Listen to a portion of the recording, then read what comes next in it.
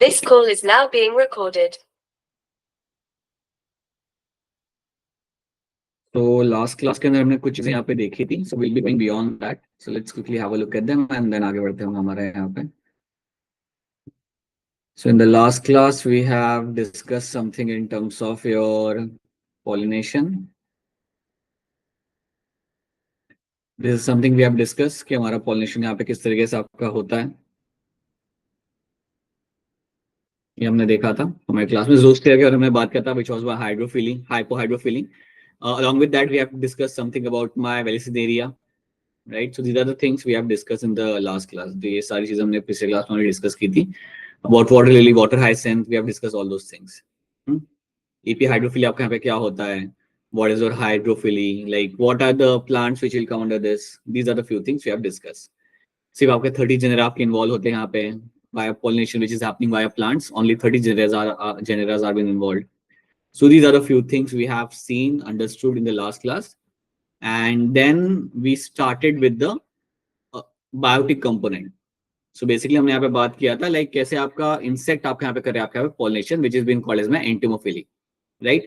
Now when the insect are doing the pollination, then understand one thing very clearly that यहाँ पे आपका reward and attractants आपके यहाँ पे आएंगे. So basically insect को यहाँ पे reward मिलता है in terms of nectar, right? And your plant is going to get a reward of getting things pollinated. अब plants यहाँ पे attract कैसे करते हैं अपने insect को यहाँ पे? They will be attracting them by having some kind of coloration. You will find them getting attracted by giving them some kind of nectar. तो कई सारा attractant यहाँ पे आपको मिलेंगे. You will find coloration in the petals. So that is what you will get to see in the plants. तो याद रखना जब भी आपकी बात की जा रही है entomophilous आपके pollination की, then यहाँ पे आपके plants they will be using number of attractant to attract the insects. Now, what do you get to see over here is in some floral rewards are been providing a safe space to lay eggs. कई बार आपके plants provide करते हैं एक ऐसी जगह जहाँ पे अपने insect आगे egg lay कर सकते हैं. An example is the tallest flower, Amorphilus, right? A similar relationship exists between the moth and a yucca plant. अब moth and yucca plant के ऊपर भी like this is an example जहाँ पे दोनों एक दूसरे पे co-dependent है. अगर दोनों में से कोई एक भी नहीं हुआ then the other will not be able to complete its life cycle. So that is something also you find happening in the, this is also example of my co-evolution as well. The moth deposits the egg in the locule of the ovary and the flower and in turns gets pollinated by the moth. The larva of the moth comes out of the egg and seeds start eating. तो ये जो larva यहाँ पे होते हैं they are not only, वो उनके लिए वहाँ पे नर्सरी नहीं होता, उसके अलावा you will also find this larva eating the seeds from that particular fruit. So that is a kind of trade off. ये एक टाइप का ट्रेड ऑफ होता है आपके प्लांट और आपके मॉथ के बीच में, जहाँ पे मॉथ अपने एग ले कर रहा है, लार्वा हैच आउट कर रहे हैं उसके ओवरी के अंदर और वहाँ पे थोड़ा बहुत एग्स को भी कंज्यूम कर रहे हैं. On the other hand flower को यहाँ पे क्या मिल रहा है, is getting the reward of pollination, right? Similarly you will have your ornithophilia, pollination happening with the help of the birds. यहाँ पे कुछ birds आप यहाँ पे देखोगे like this is a hummingbird. Hummingbird India में नहीं मिलता, but we have a sunbird which you find nearby like flying around. That is something which will be doing the pollination. अब यहाँ पे याद रखना है आपको यहाँ पे that when the birds are involved in pollination, the flower will have the color. So you will find coloration over it. तो यहाँ पे आपको flower के अंदर आपको color मिल जाएगा. So you will have a colorful flower. That is something you will get to see. You will have nectar in the flower. The flower will have the nectar. So आपको nectar मिलेगा flower के अंदर, but there will be no fragrance. Fragrance आपकी यहाँ पे कभी नहीं होगी. Now the reason you will never have a fragrance over here is because birds do not have a sense of smell. Now because birds do not have any kind of sense of smell, so that is why कोई मतलब नहीं बनता flower का वहाँ पे smell generate करने का. So that is what you will get to see. And generally आपके flower यहाँ पे होते हैं, they will be funnel shaped. The flower over here are going to be your funnel shaped. So funnel shaped flowers आपको यहाँ पे मिल जाएंगे. This is what you will get to see, and that kind of pollination done by the birds is called as my ornithophily. Similarly, you will have a Chiropteraphily. Chiropteraphily जो आपके यहाँ पे होगा, that is a pollination done by the bats. अब जो bats यहाँ पे आपके involve होते हैं pollination करने के लिए. Now bats are large mammals, right? They are quite large mammals. So flower are generally going to be large as well. So flower आपके यहाँ पे होते हैं, there will be nocturnal flowers, alright. So flowers आपके जहाँ पे होंगे आपके nocturnal flowers होंगे, मतलब रात को bloom करेंगे. Second thing, the flowers are the one which will be dull in colour, right, इनका कलरेशन ज्यादा आपको मिलेगा नहीं, व्हाइटिश होंगे या डल कलर के आपको मिलेंगे, and flowers are known to have huge amount of nectar, so nectar content is high, start अपना, the nectar content in flowers is going to be high. ये आपको यहाँ पे काफी हाई आपको यहाँ पे मिल जाएगा. सो फ्लावर के अंदर नेक्टर कंटेंट आपको यहाँ पे हाई मिलता है, and these flowers are going to be nocturnal flowers. So these are my nocturnal flowers. They are my nocturnal flowers. Basically, they will bloom in the night time. That's what I'm trying to tell you. So bats भी आपका करते हैं यहाँ पे help pollination के लिए, and that kind of pollination is called as my chiropterophyly. आपको कई बार एग्जाम में स्टेटमेंट बेस्ड क्वेश्चन आ सकते हैं, तो आपको याद रखना है कि कौन से टाइप के पॉलिनेशन के अंदर कौन से टाइप के आपके यहाँ पे ट्रेट्स आपको मिलेंगे. तो अगर मैं कह रहा हूँ कि आपका पॉलिनेशन हो रहा है जहां पे आपका एक फ्लावर है which has colour, which has fragrance, which has nectar, then you can clearly say it is been done by my insect. यहाँ पे इंसेक्ट आपके यहाँ पे इन्वॉल्व हो सकते हैं. So insect are the one which is breeding the nectar over there, right. If I am saying that you have a plant जहां पे आपका पॉलिनेशन हो रहा है but the flowers are small, dull in colouration, आपके plant के अंदर आपको सिर्फ सिंगल ओव्यूल आपको मिल जाए या stigma which is a feathery one, तो अगर मैं आपको ऐसी चीजें बता रहा हूं then itself it means the pollination over here is taken care by my wind. And if I tell you that you have a plant जहां पे आपका bloom हो रहा है flower आपका night time में, and the nectar content is very high in the flower and the dull coloration, then clearly you can understand कि रात के टाइम पे आपके birds तो नहीं आने वाले, आपके bats आएंगे वहां पे आपके pollination करने के लिए. So these are the traits which you have to see over there. Now you have a question in front of you. I hope you are able to see the question. Attractants of, and just wait a minute. Yes, I hope we are, yeah. Attractants and rewards are required for. So ऐसे कौन से type के pollination के लिए you need to have a involvement of attractants and reward. आपको attract भी करना पड़ता है and you have to also give the reward over there. So what can be the answer over here? Question में 10 का answer क्या होगा? जल्दी से चैट में बता दो ताकि हम आगे बढ़ सकें. What will be the answer in the chat? Give me the answer in the chat so can move forward. कौन से टाइप के पॉलिनेशन के अंदर आप अट्रैक्टेंट्स का यहाँ पे इस्तेमाल करते हो? ऑलराइट, ठीक है. So I have received one answer. बाकी लोग, it is going to be my entomophily. Entomophily के अंदर आपके यहाँ पे इंसेक्ट इन्वॉल्व होंगे और इंसेक्ट के साथ जब आप यहाँ पे आप डील कर रहे होते हो, you will get to see that yes you have to use the attractants and you have to use the rewards so that you can have a some kind of pollination can be done over here, right? Flowers which have single ovule in the ovary. Flowers which have single ovule. I think this is something we have done in the last class. पिछले class हमने यहाँ पे किया था. इसका answer हमने देखा था लास्ट क्लास में. That was my wind. So wind was my answer over here. A dioecious flowering plant prevents both. अब मैं आपको बताना चाहूंगा डायशियस प्लांट बेटा वो होता है जो आपका इधर मेल प्लांट होगा या फीमेल प्लांट होगा. So if I am saying one plant is a dioecious plant, that means what कि इधर उसके अंदर आपको मिलेंगे मेल प्लांट आपका अलग होगा. सिंपल टर्म्स में you will have a male plant which will be a different one and a female plant will be a different one. So male and female plant आपका यहाँ पे अलग हो जाएगा. मतलब एक जो प्लांट होगा उसके अंदर आपको सिर्फ मिलेंगे आपके मेल फ्लावर्स, राइट, और आपका फीमेल फ्लावर वाला प्लांट कहीं दूर आपका ग्रो कर रहा होगा. So male and female plants are going to be separate over here. That's my dioecious condition. So अगर डायशियस कंडीशन अगर आपको मिलती है प्लांट के अंदर, सो यहाँ पे आप क्या क्या अवॉइड कर सकते हो? So give me answer over here. Alright, Jalandhar has given me the answer. उसके अलावा बाकी लोग, what can be the answer in this? So if you have a dioecious plant then what are the things I can actually prevent? It is always going to be your yes. आपका answer यहाँ पे सही है. Geitonogamy and xenogamy, ये दोनों को आप यहाँ पे अवॉइड कर सकते हो. You can actually avoid this xenogamy and geitonogamy. आप दोनों आप यहाँ पे अवॉइड कर सकते हो. So that is the advantage of having a dioecious flower. In which of the following both autogamy and geitonogamy are prevented? इनमें से कौन से प्लांट के अंदर आपकी दोनों चीज प्रिवेंट की जाती है? So कोई बता सकता है इसका आंसर यहाँ पे? Then I'll tell you. Anyone can tell me the answer for this? I think बता सकते हो आप लोग, पढ़ा हुआ है आपने, ये बताओ जल्दी. It is going to be your right. British School Jalandhar, that's a correct answer. Papaya. Papaya आपका यहाँ पे आपका होता है as a dioecious plant. So इसमें मेल प्लांट फीमेल प्लांट आपका यहाँ पे सेपरेट रहेगा and that is why इसके अंदर आप ऑटोगैमी और geitonogamy आप दोनों यहाँ पे अवॉइड कर सकते हो.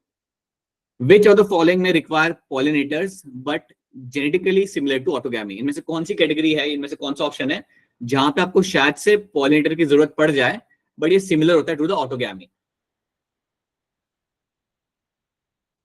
Okay, someone has given me as a option D. बाकी लोग भी ट्राई करिए बेटा, बाकी लोग भी यहाँ पे आंसर दे सकते हैं.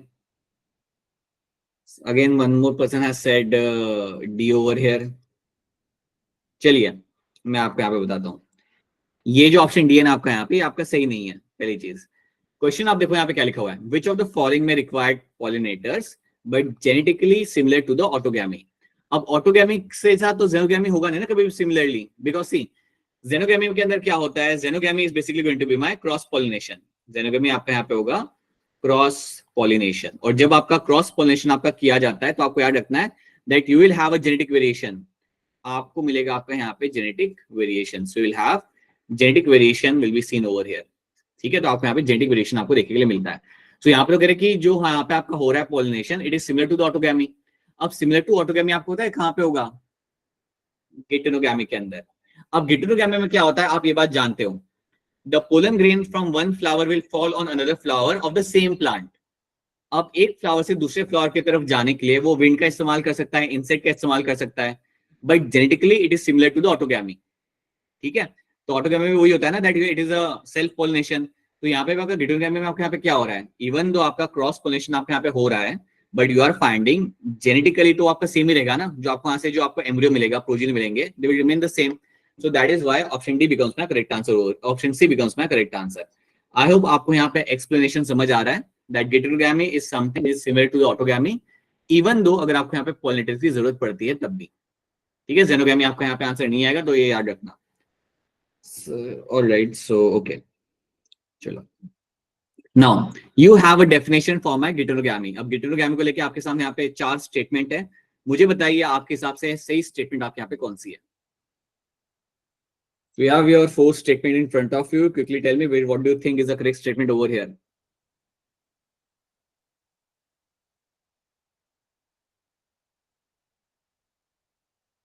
Someone has said option D. बाकी लोग बेटा, बाकी लोग भी फटाफट आइए पास में लैपटॉप के, आंसर टाइप करिए। कोई स्टूडेंट होगा ना लैपटॉप के पास में, quickly answer the question and then we can move ahead. I hope question सबको यहाँ पे क्लियरली दिख रहा है, क्वेश्चन ना दिख रहा हो देन बताना मुझे। ओके, गिटेनोगैमी के बारे में बेटा मैंने आपको वापस बता रहा हूँ, ये कंडीशन आपकी क्या है दैट यू हैव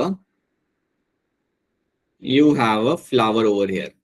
ठीक है, right, and you have a flower over here as well.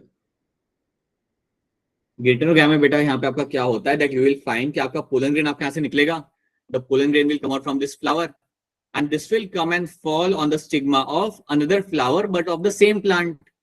उस स्टिग्मा के ऊपर आके गिर रहा है but of the another flower of the same plant, plant तो आपके यहाँ पे सेम ही है ना।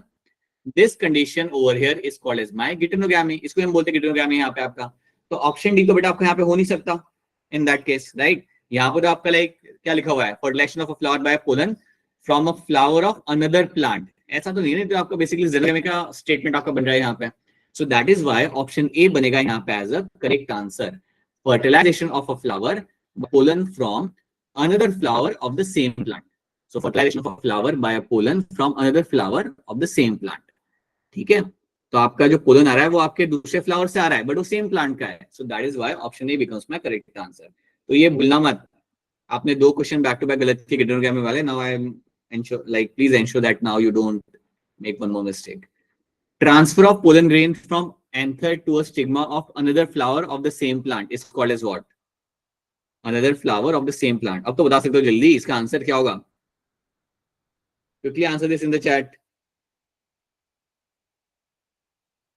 Right, option D बनेगा यहाँ पे as a correct answer। गिटेनोगैमी is going to be correct answer। Okay, so flower are different but belong to the same plant। अगर यहाँ पे इस तरीके से अगर आपके यहाँ पे pollination अगर आपका हो रहा है, that's my गिटेनोगैमी। Which one of the following statement is going to be correct? इनमें से कौन सी स्टेटमेंट आपकी यहाँ पे करेक्ट है? So you have this 4 statement in front of you। Think wisely and tell me इनमें से कौन सा स्टेटमेंट आपके यहाँ पे करेक्ट होगा। So I think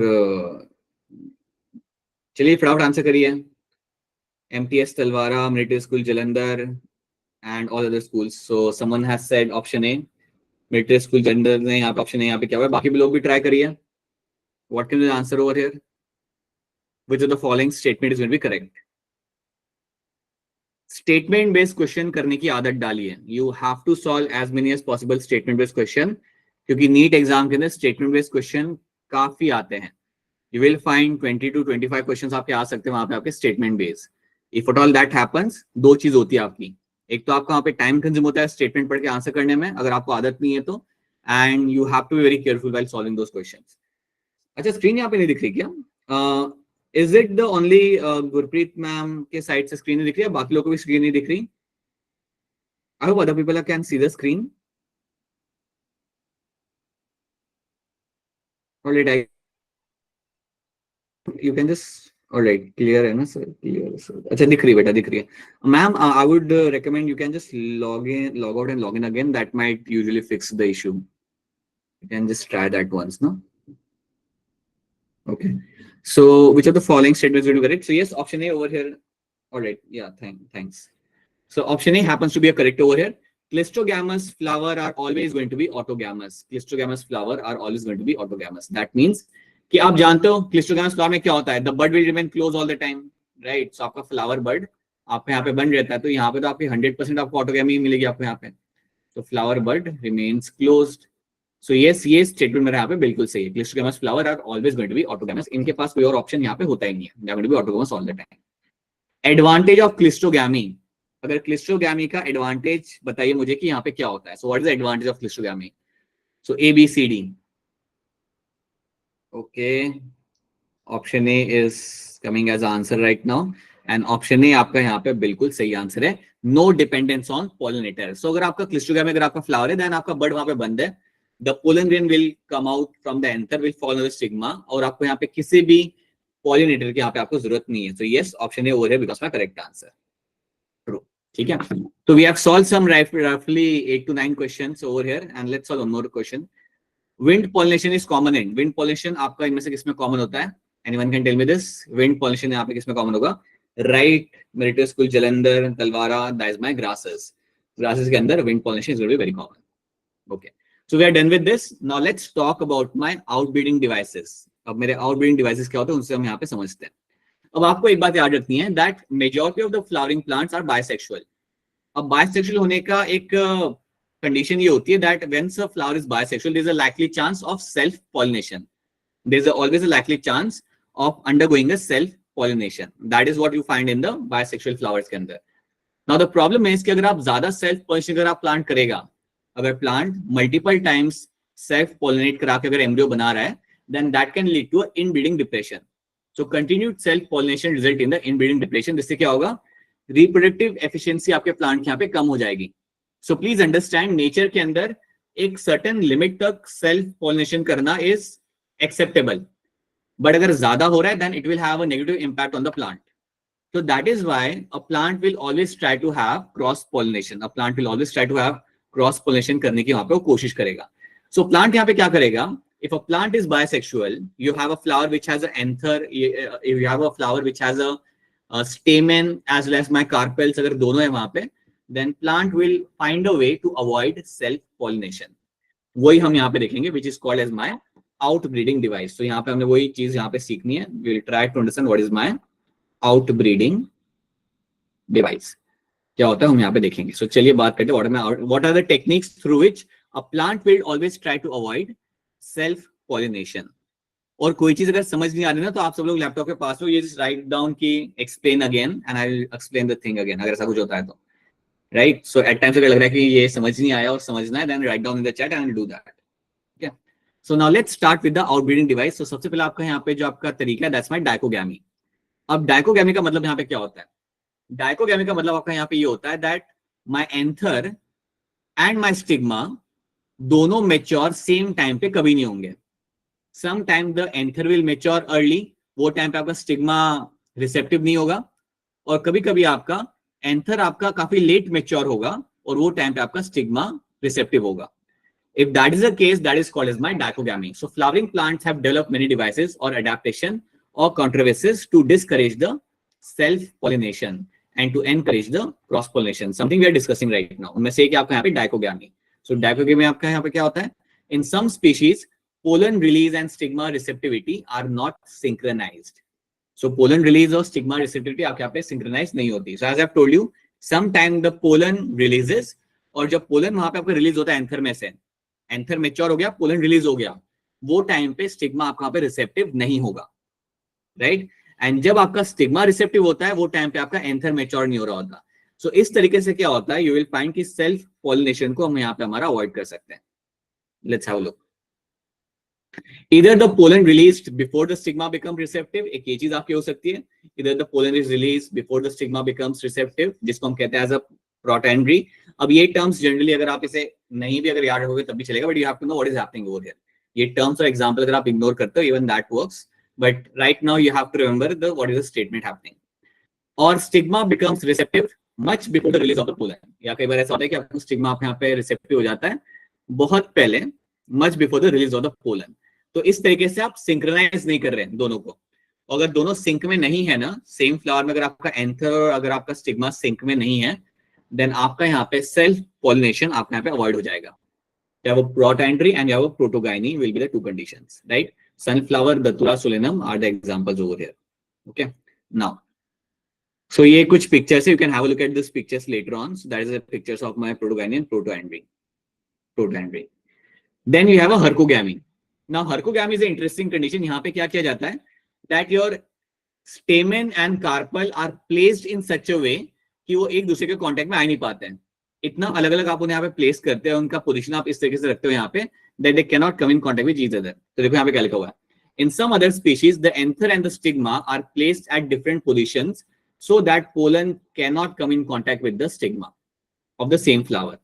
That is called as my hercogamy. तो इतना differently place किया जाता है आपके यहाँ पे आपके स्टेमेन को या एंथर को, इतना दूर वो प्लेस्ड होता है या उसका पोजीशन इस तरीके से होता है कि वो कभी भी स्टिग्मा के कांटेक्ट में आ नहीं सकता. Like you find happening in my hibiscus and gloriosa. So you can see the picture over here. आप यहाँ पे देखो, आपके एंथर है यहाँ पे. You can see this is my anther, these are my anthers over here, right. अब ये जो एंथर आपके है वो इस तरीके से प्लेस्ड है कि वो कभी कांटेक्ट में आ नहीं सकते. They can not come in contact with the stigma कभी भी. So this kind of condition is called as my hercogamy. इस टाइप की कंडीशन को हम बोलेंगे यहाँ पे as a hercogamy. So that is also one thing you can all remember. So ये मेरा दूसरा तरीका हो गया to avoid the self pollination. Then we have a heterostyly. Heterostyly भी बहुत ही simple तरीका है. Here you will have the length of the style will be different from the length of the anther. आपका यहाँ पे जो style होगा उसका length काफी अलग होगा then compared to the length of the anther. तो दोनों same position पे नहीं आते. The third device is to prevent inbreeding is the different height of the styles of the flower of the same species. Right. तो यहाँ पे आपके anther का जो लेंथ होगा, सॉरी एंथर एंड स्टाइल का जो लेंथ होगा आपके यहाँ पे काफी वेरी करेगा. So I can give you the examples over here. ये इस पिक्चर में आपको यहाँ पे दिखेगा नहीं, I will show you a better picture. So in this picture you can see that you have a very long style. यहाँ पे आप देखो, you have a very long style. आपका स्टाइल यहाँ पे कितना लंबा है. ना if you have such a long style, anther आपका पोजीशन यहाँ पे देखो, एंथर का पोजीशन यहाँ पे कितना नीचे आ रहा है. So there is no chance कि एंथर में से पोलन ग्रेन आपके स्टिग्मा के ऊपर आके गिरेंगे. There is no chance of that. तो ऐसी कंडीशन को हम बोलते हैं आप as a heterostyly. Sometimes you can have a very long anther or I would say you can have a very long stamen and आपके यहाँ पे जो स्टाइल होगा आपका बहुत छोटा होगा यहाँ पे. Even in this kind of condition, the likelihood कि मेरा pollen grain आके गिरेगा मेरे यहाँ पे स्टिग्मा के ऊपर is going to reduce a lot. So that is what you find happening in my heterostyly. तो याद रखना यहाँ पे आपका स्टाइल का लेंथ आपके यहाँ पे वेरी करेगा. ठीक है. Then self incompatibility. It has been seen that अगर पोलन ग्रेन बिलोंग करता है लाइक सेम फ्लावर को, तो वो कभी भी आपके सेम फ्लावर के स्टिग्मा पे जाके जर्मिनेट नहीं करेगा. It has been seen that in some plants what will happen कि आपका पोलन ग्रेन जाके फॉल कर रहा है स्टिग्मा के ऊपर of a same flower, it will never germinate. This is called as my self incompatibility. ये भी एक आपका तरीका होता है to avoid the your self pollination. So this is a fourth device जिसे हम even कहते हैं self sterility. This is also called as my self sterility. So if I have to tell you over here, so for example you have the anther यहाँ पे आपका present है. So you have this stamen, you have the anther over here, and here you have your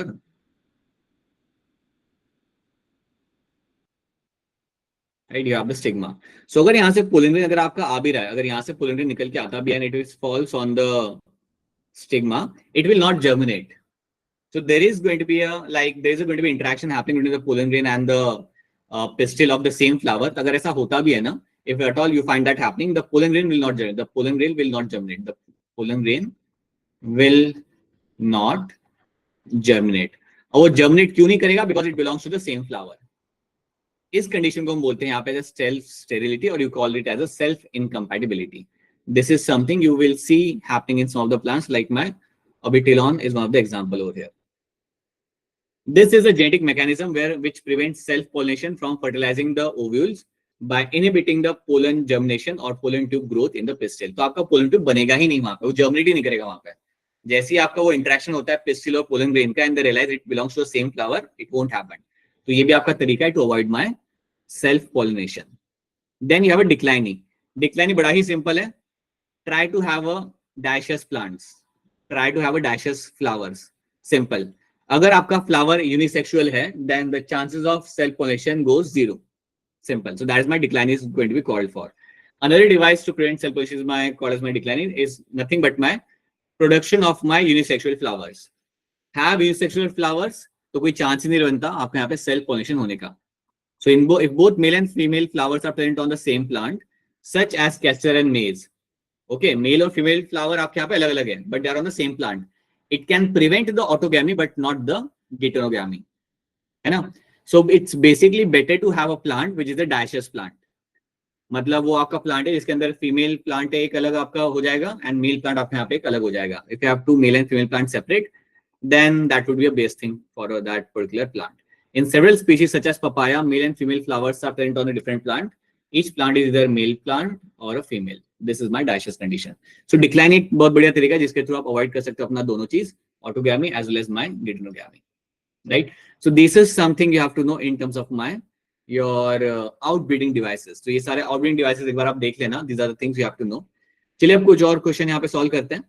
Flowers never open in. इनमें से कौन सी condition के अंदर flower आपका कभी ओपन ही नहीं करता?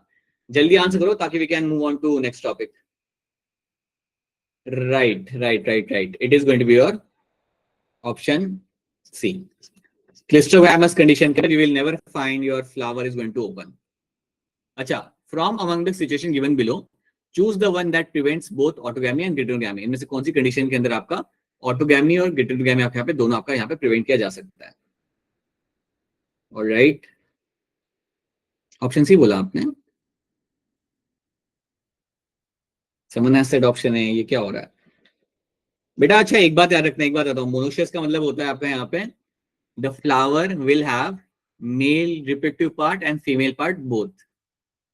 Monoecious का मतलब यहाँ पे होता है that male and female reproductive part will be seen in the same plant or in the same flower. You will find that happening. So आपका A और C तो आपके यहाँ पे आएगा नहीं, right? अगर आपको दोनों चीज प्रिवेंट करनी है, autogamy and heterogamy, then you should have a dioecious plant.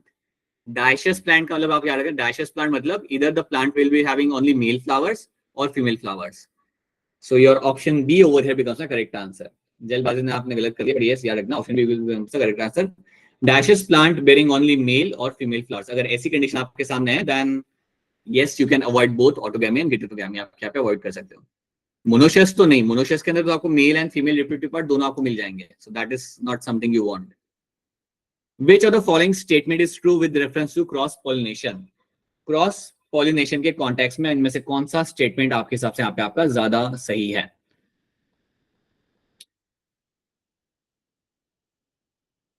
Marital school Jalandhar का यहाँ पे आंसर आ चुका है, बाकी लोग भी ट्राई करिए.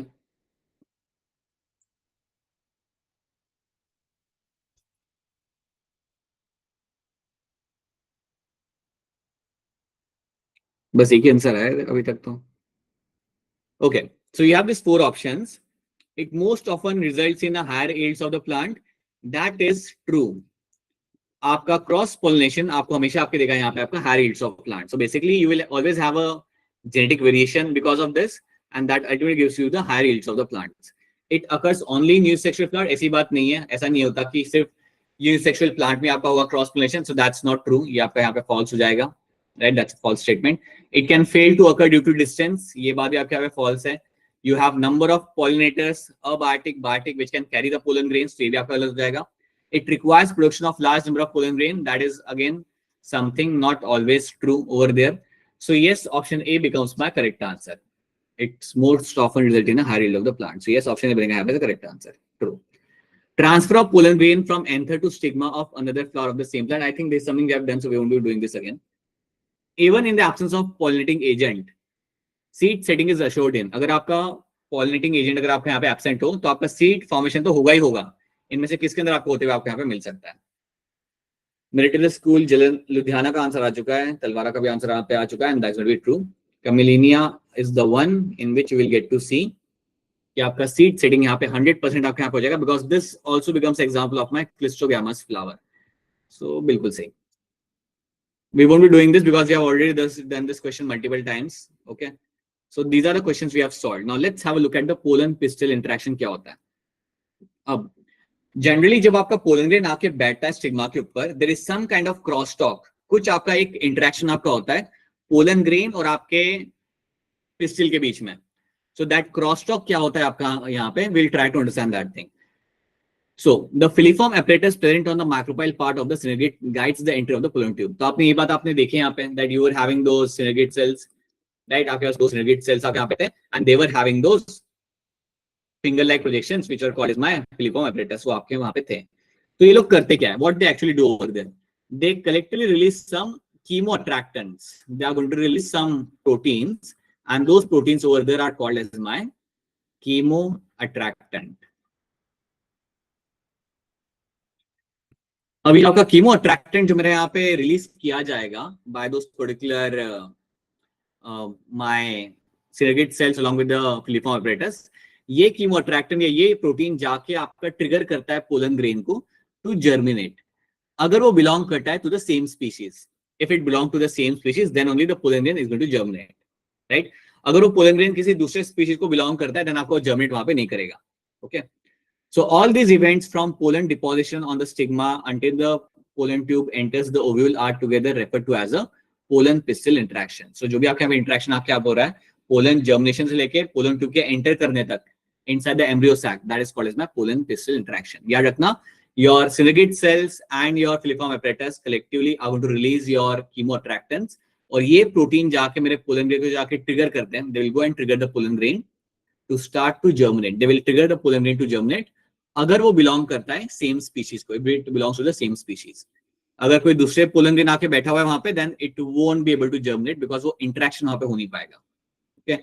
Pollen pistil interaction is a dynamic process involving pollen recognisation followed by promotion and inhibition of the pollen. देखो ये बात आप यहाँ पे ध्यान दो, pollen recognisation it's very important कि आप जिस पोलन को जर्मिनेट करा रहे हो वो सेम स्पीशीज का हो.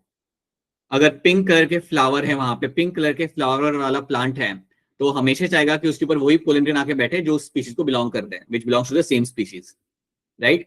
उस पिंक कलर के फ्लावर वाले प्लांट के ऊपर अगर ब्लू कलर के फ्लावर के पोलन ग्रेन अगर आके बैठ रहे हैं वहां पे, they won't germinate, right. They won't be finding themself germinating. So entry of pollen tube into the embryo sac, irrespective of the place of the entry of the pollen tube into the ovule, the tube invariably enters the embryo sac at a macropyle end, that is degenerating the synergate cell. So याद रखना, जब आपका pollen tube enter करता है it will be entering from the macropyle end और वो time पे आपके जो synergate cells होते हैं उनके यहाँ पे डेथ हो जाती है. You have to kill them. Basically उनका degenerate होना is important, तभी आपका pollen tube आपका enter कर सकता है. Then only the pollen tube can enter inside the embryo sac. Entry of pollen tube in the embryo sac is under the chemotropic guidance. जो मैंने आपको बोला था यहाँ पे chemoattractant, it is under a chemotropic guidance. Synergate have filiform apparatus and secrete some chemicals, something I've already discussed. Okay. So यहाँ पे आप देख पा रहे हो आपका pollen tube आपका यहाँ पे germinate कर रहा है and now it has entered inside your embryo sac. I think it's very small for you to be seen. यहाँ पे आप देख सकते हैं, यहाँ पे थोड़ा सा आपका यहाँ पे picture आपका बड़ा है. So pollen grain आपके यहाँ पे germinate करेगा. You have this pollen tube which is getting formed over here. और ये pollen tube आपके यहाँ पे बिल्कुल आपके enter कर रही है from the macropyle end. This is my macropyle end से आपके यहाँ पे वो enter कर रही है. और वो enter इसलिए कर पाती है जब वो enter कर रही होती है, at that point of time only you will find the synergate cell has to die, right? So your synergate cell will end up degenerating at that point of time. And one more thing, the pollen tube which is entering inside ना, ये जो आपका pollen grain से जो आपका pollen tube आपके यहाँ पे आ रहा है, this pollen tube which is coming inside, ये खाली pollen tube आपके यहाँ पे नहीं आ रहा. All of you know this. The pollen tube which is entering inside over here is not empty one. ये खाली नहीं आ रहा है यहाँ पे. It will be having what you call it as a male gametes. This will be having the male gametes. दो male gametes आपको यहाँ पे travel करते हुए आपको यहाँ पे आते हुए आपको यहाँ पे मिल जाएंगे. So this pollen tube will be having this male gametes. So basically the idea is कि आप male gametes को पहुंचाओ अपना embryo sac के अंदर. That is the whole purpose of having this pollen tube formation. Right, entry of pollen tube into the embryo sac is something you can find happening over here. यहाँ पे आपको enter कर रहा है. Enter करने के time पे you will find the, as I've told you again, synergate cells are going to die. और एक बार आपके यहाँ पे एंट्री हो गई, so your male gamete will be release inside the embryo sac, right? तो ये बात आपको याद रखनी, that's a very simple thing you have to know about the pollen pistil interaction, and it's a very important event. It actually ensures that ki pollen grain which belong to the same species will germinate on the stigma. कोई दूसरे species का होगा तो वो germinate वहां पे नहीं करेगा, right? Then we have the artificial hybridization. ये एक बहुत छोटा सा आपका टॉपिक है यहाँ पे, something you can also have a look from your side. ये basically हम करते हैं यहाँ पे so that I can make a plant of my trait. मैं अगर मैं चाहता हूँ कि मेरे एक प्लांट बने जिसके अंदर मेरे कुछ डिजायर्ड कैरेक्टर हो, I will go for my artificial hybridization. Okay, ये basically आपका तरीका है to do your crop improvement program. It is important to make sure that only desired pollen grain are used for the pollination. So जब आपका artificial hybridization का जो आपका programme होता है उसमें आप करते क्या हो, आप अपने pollen grain लेके आते हो and those pollen grain will be added on the stigma of your own plant, right? So यहाँ पे आप अपने desired pollen grain आप यहाँ पे use करोगे ताकि आपको एक आपको वो प्रोजीनी मिले जो आप चाहते हो, which will have some specific character over there. So the stigma is protected from the contamination from unwanted polar grain. तो चलिए देखते हैं यहाँ पे क्या किया जाता है. यहाँ पे किया जा रहा है आपका emasculation. So emasculation में आप करते क्या हो, you remove the anther basically. अगर एक bisexual flower है, so you will get rid of the anther. The whole idea to remove the anther is so that वो anther self pollination करके आपके stigma पे जाके like germinate ना करे. Basically you want कि आप self pollination यहाँ पे avoid करो and you add a pollen grain from your side. आपने जो pollen grain आप लेके आए हो आप उन्हें वहां पे इस्तेमाल कर पाओ. So let's talk about emasculation and bagging. If a female parent bears bisexual flower, removal of anther from the flower bud before the anther diasis using a pair of forceps is necessary. This step is called as my emasculation. अगर bisexual flower है, then I will get rid of the anther. That is called as my emasculation. एक बार मैंने ये कर दिया, उसके बाद भी मैं क्या करता हूं, I will cover the flower, क्योंकि वहां पे स्टिग्मा है और हवा के थ्रू कोई दूसरा पोलन ग्रेन आके वहां पे बैठ सकता है. So that flower has to be covered and that flower will be covered by इधर प्लास्टिक बैग और बटर पेपर, उसके आप कवर कर सकते हो. Emasculated flower have to be covered with a bag of suitable size, generally made up of a butter paper, to prevent a contamination of the stigma with unwanted pollen grain. This process is called as my bagging. इस process को हम बोलेंगे यहाँ पे as a bagging, right? तो आप butter paper यहाँ पे यूज कर सकते हो. You can use such a netted bag जिसके थ्रू आप उन्हें प्रोटेक्ट कर सकते हो. After that you will add your own pollen grain. जो आपके खुद के pollen grain है जो आपने कहीं से बाहर से मंगवाए होंगे, आप अपना वो स्प्रे कर सकते हो वहां पे and then you can expect your desired progeny. When a stigma of a bag flower attains receptivity, जैसे मेरा stigma यहाँ पे receptive हो जाता है, mature pollen grain collected from anther of the male parent are dusted onto the stigma and the flower are been rebagged. So आप उन्हें वहां पे spread करते हो pollen grain को and then you do rebagging. Fruit allowed to be developed. If a female parent produces unisexual flower, there is no need of emasculation. अगर आपका female parent जो आपका यहाँ पे which is always going to be having which does have a unisexual flower, then आपको emasculation करने की यहाँ पे जरूरत नहीं है. तो ये आपको याद रखना है. These are the two topics which you have to know and this is what you do in the emasculation के अंदर. जो यहाँ पे बच्चे कर रहे हैं वही चीज यहाँ पे की जाती है. So now let's have a look at these questions. The pollen pistil interaction refers to what? A, B, C, D. क्या होगा इसके अंदर आंसर आपका यहाँ पे? ध्यान से करना.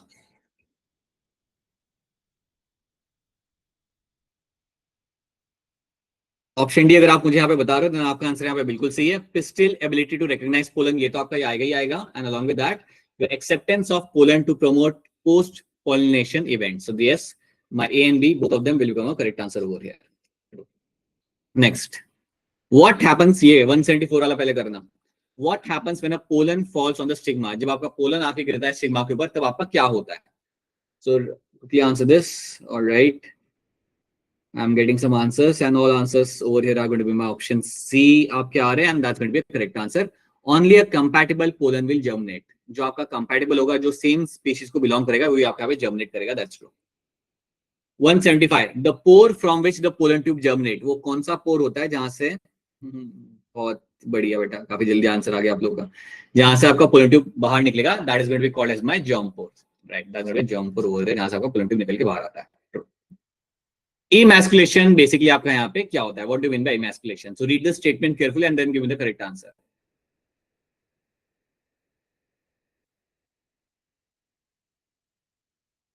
Option C आप कह रहे हो, क्यों ऑप्शन ए यहाँ पे नहीं आएगा? Why don't you think option A will be the correct answer? क्योंकि वहां पे यूनिसेक्सुअल फ्लावर है, राइट, और उसके अंदर हमें ये सब करने की जरूरत नहीं है, right. So option C becomes the correct answer, removal of the anther from the bisexual flower, but before it the IS is using a pair of forceps. That is something called as my emasculation. Why bagging is done in an emasculated flower? हम bagging करते क्यों है? Emasculation करने के बाद हम bagging वहां पे क्यों करते हैं?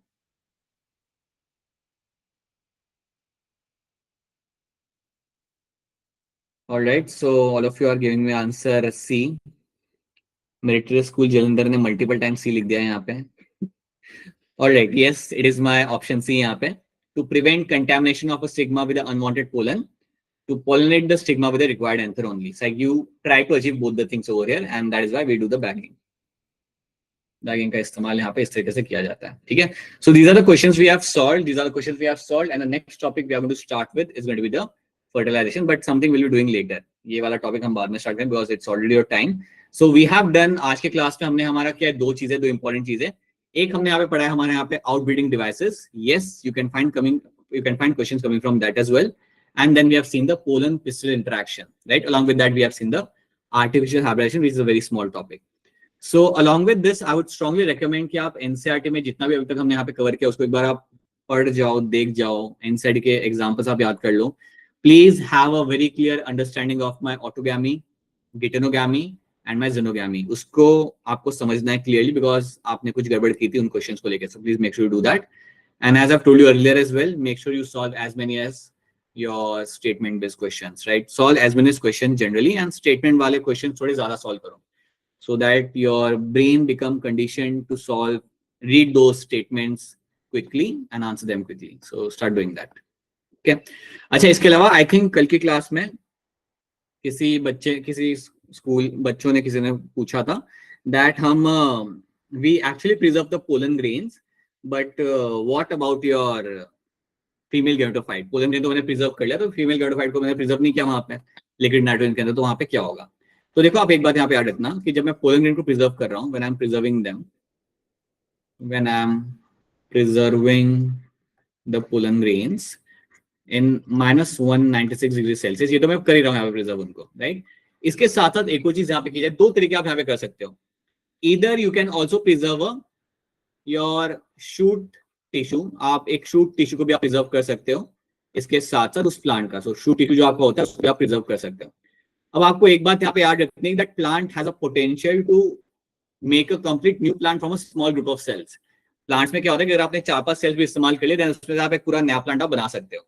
तो कई बार आपके शूट्स को भी आपका प्रिजर्व किया जाता है आपके यहाँ पे, ताकि उनको हम इस्तेमाल करके एक नया प्लांट वहां पे बना सकते हैं. और उसके अलावा दैट्स अ वन वे कि आपने एक नया प्लांट पूरा आपने बना लिया शूट को प्रिजर्व करके, because plants have some cells which you call them as a meristematic cells and they have a potential to form a complete new plant. अब जब मैं पोलन ग्रेन को प्रिजर्व करता हूं ना, तो इसके साथ मेरा प्लान क्या होता है कि मैंने इसे प्रिजर्व कर लिया and assume that after 10 years मुझे इन पोलन ग्रेन्स को इस्तेमाल करना है ताकि मैं इस प्लांट को रिवाइव कर सकूं. ये जो पोलन ग्रेन था जिसमें प्रिजर्व किया था उस प्लांट को रिवाइव करने के लिए मुझे इसको यहाँ पे इस्तेमाल करना है. So at that point of time क्या किया जाता है ना, you will find a very closely related plant. एक जो प्लांट होगा which will be a very closely related plant to the given plant. So एक प्लांट आपके यहाँ पे which is closely related to another plant. मतलब जो मेरा पोलन ग्रेन वाला जो मेरा पे प्लांट था जिसका मैंने प्रिजर्व किया था पोलन ग्रेन, वो एक्सटिंक्ट हो चुका है, बट उसके सबसे क्लोजली रिलेटेड जो आपका प्लांट होगा ना, उसको मैं यहाँ पे इस्तेमाल कर सकता हूँ. आई कैन यूज दैट प्लांट जो मेरा अभी भी प्रेजेंट है वाइल्ड के अंदर, और इसके अंदर मैं वो पोलन ग्रेन को डाल सकता हूँ. आई can use this pollen grain and I can add those pollen tube, I can add those pollen grain on this particular plant. तो इस प्लांट का जो फ्लावर यहाँ पे होगा उसके अंदर मैं पोलन ग्रेन को यहाँ पे डाल सकता हूँ जो प्रिजर्व किए थे आज से 10 साल पहले. Okay, I can use this pollen grain and I can allow them to fall over there.